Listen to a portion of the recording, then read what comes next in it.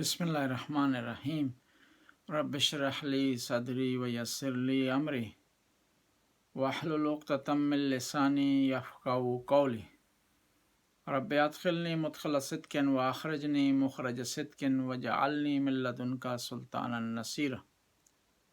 جیسے کہ آپ کے علم میں ہے کہ ہم نے آیات اخلاق کا سلسلہ شروع کیا ہے، جس کی آج دوسری کڑی ہے۔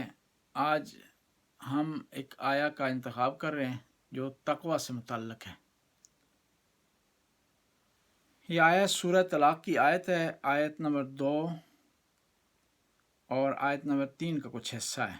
بسم اللہ الرحمن الرحیم وَمَن يَتَّقِ اللَّهَ يَجْعَل لَّهُ مَخْرَجًا وَيَرْزُقْهُ مِنْ حَيْثُ لَا يَحْتَسِبُ۔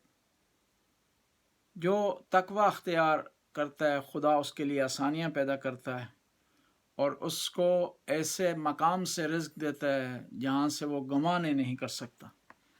اسلام میں تقوی کی بڑی اہمیت ہے اور تمام اعمال کے لیے جو قبولیت کی شرط ہے وہ متقی ہونا۔ انما یتقبل اللہ من المتقین ان اکرمکم عند اللہ اتقاکم۔ یعنی روزہ، نماز، حج، زکوٰۃ، خمس اس صورت میں قبول ہوں گے کہ ان کو بجا لانے والا متقی ہوگا۔ اب یہ تقوی ہے کیا کہ قرآن نے اتنی تاکید کی ہے، تمام اعمال کی قبولیت کا اس کو دار و مدار اور ملاک اور معیار ٹھہرایا ہے۔ یہ ہے کیا؟ تقوی یہ ہے کہ واجبات کو بجا لانا، محرمات سے بچنا،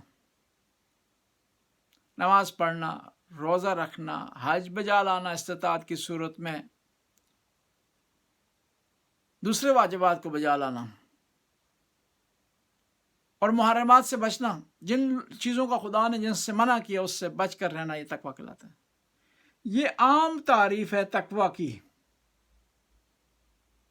کچھ عرفاء نے تعریف کی ہے تقوی کی۔ تقوی کو عرفاء نے اس کے درجات قرار دیے ہیں،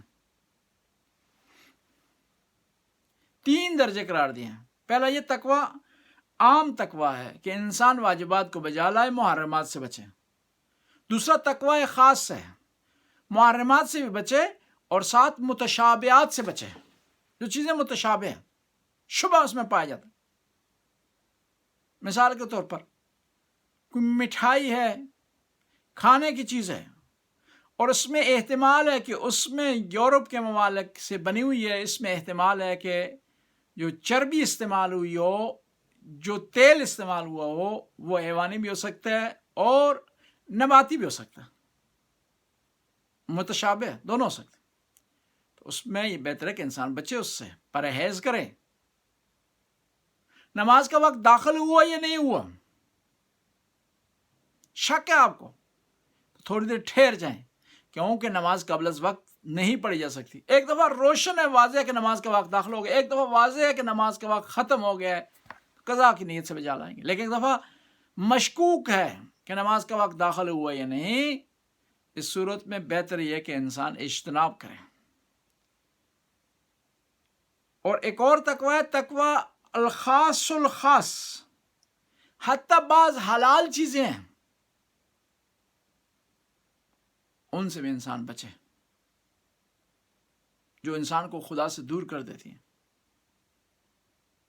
جائز ہے، ایک انسان آج روزہ نہیں رکھنا چاہتا، وہ سفر کے ذریعے روزے کو کھا سکتا ہے، جان بوجھ کر سفر اختیار کرتا ہے اور کھا سکتا ہے۔ یہاں پر بھی یہ حلال ایسا کرنا جائز ہے، لیکن تقوی خاص و خاص آپ کو روکتا ہے کہ آپ ایسا کام نہ کریں، روزہ رکھیں، خدا کے احکام کا استہزاء نہ کریں، ان کا مسخرہ نہ اڑائیں۔ اب جو خدا نے کہا ہے کہ تقوی اختیار کرو، اب اس کے فائدے کیا ہیں؟ خدا نے جو بھی حکم دیا، ہمیں تقوی کا حکم دیا ہے، نماز کا حکم دیا ہے، واجبات کو بجا لانے کا حکم دیا ہے، محرمات سے بچنے کا حکم دیا ہے، اس سارے خدا کے جو احکام ہیں ان میں ایک فلسفہ پایا جاتا ہے جو خود انسان کا اس میں فائدہ پایا جاتا ہے۔ کہا زکوٰۃ دو، زکوٰۃ کے لیے تمہارا مال پاک ہوگا اور تمہارے مال میں نمو آئے گا، رشد آئے گی، گروتھ آئے گی۔ اب اس کے فائدے ہیں تقویٰ۔ پہلا تقویٰ کا فائدہ ہے کہ انسان کو بصیرت حاصل ہو جاتی ہے، پتہ چل جاتا ہے انسان حق کیا اور باطل کیا ہے، صحیح کیا اور غلط کیا ہے، حرام کیا اور حلال کیا ہے، اچھا آدمی کون ہے اور برا آدمی کون ہے۔ اس طرح کہا گیا نا، عمی العباس نافذ البصیرہ وصلب الایمان۔ امام جعفر صادق علیہ السلام ارشاد فرماتے کہ میرے چچا غازی عباس گہری بصیرت رکھتے تھے اور ایمان کی پختگی پر تھے، اس لیے انہوں نے حق کا انتخاب کیا، حق اور باطل کے درمیان، بصیرت کی وجہ سے۔ اور اس کا فائدہ ایک اور یہ ہے تقویٰ کا کہ انسان تقویٰ اختیار کرے تو خدا اس کی مشکلات کو حل کرتا ہے، پریشانیوں کو حل کرتا ہے، پرابلم کو حل کرتا ہے۔ اس لیے کہا گیا نا کہ جب بھی آپ کو پریشانی ہو 2 رکعت نماز پڑھیں۔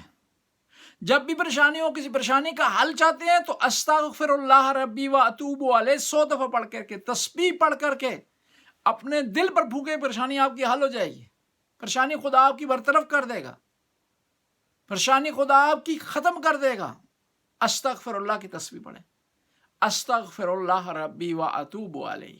کچھ نسخے ہیں پریشانیوں کو دور کرنے کے، جن میں سے استغفر اللہ، سورہ فاتحہ کی تلاوت ہے، اور صلوات کا بار بار پڑھنا ہے، انسان کی پریشانیوں کو دور کر دیتا ہے۔ اور ایک اور فائدہ ہے تقویٰ اختیار کرنے کا، محرمات سے بچنے کا، واجبات کو بجا لانے کا، متشابہات سے بچنے کا۔ فائدہ یہ ہے کہ انسان کی رزق میں وسعت آ جاتی ہے، اور غیب سے خدا اسے رزق دے دیتا ہے، من حیث لا یحتسب، کسی گمان نہیں ہوتا کہ رزق کہاں سے آئے۔ خدایا ہمیں تقویٰ اختیار کرنے کی توفیق عطا فرما، محرمات سے بچنے کی توفیق عطا فرما، واجبات کو بجا لانے کی توفیق عطا فرما۔ خدایا تیری بارگاہ میں عاجزی سے عرض کرتے ہیں، ہم تیرے خاطی گناہ گار نادان بندے ہیں، ہم سے خطا سرزدیوں سے معاف فرما۔ آخر میں تمام ناظرین جو دیکھ رہے ہیں ہمارے پروگرام کو، ان کے مرحومین مرحومات کے لیے سورہ فاتحہ کی تلاوت فرما۔ بسم اللہ الرحمن الرحیم، الحمدللہ رب العالمین، الرحمن الرحیم، مالک یوم الدین، ایاک نعبد و ایاک نستعین، اہدنا الصراط المستقیم، صراط الذین انعمت علیہم غیر المغضوب علیہم ولا الضالین۔ بسم اللہ الرحمن الرحیم، قل هو اللہ احد اللہ الصمد لم یلد ولم یولد ولم یکن له کفوا احد۔ اللہم صلی علی محمد و آلہ